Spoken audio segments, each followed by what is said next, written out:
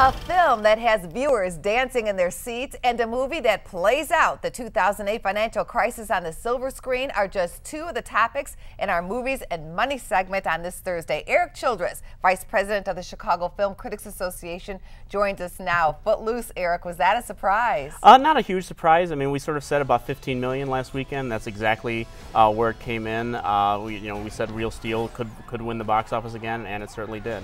Here are the final numbers from the box office from last weekend. Real Steel coming in at 16.2 million, Footloose at 15.5 million, The Thing at 8.4 million, The Ides of March at 7 million. I hear that's a great movie. Dolphin Tale still hanging in there, making a splash at 6 million, and The Lion King at $2.7 million.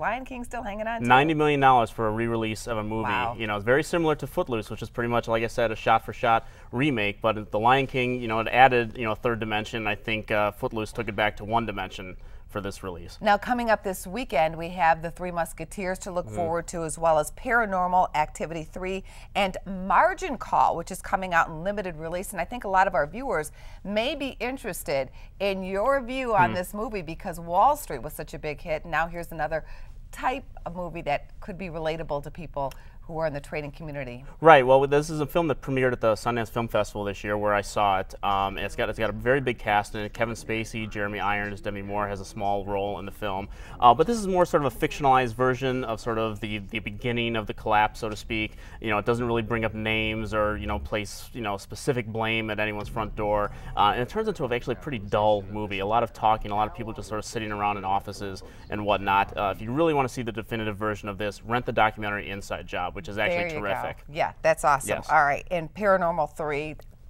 out for the Halloween season. Out for the Halloween season. You know, last Halloween made $40 million.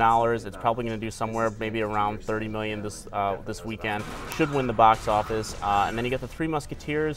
We had one in 1993 with Kiefer Sutherland and Charlie Sheen that did okay around the holidays. A French version called The Musketeer that had martial arts technology in it for back in 2001.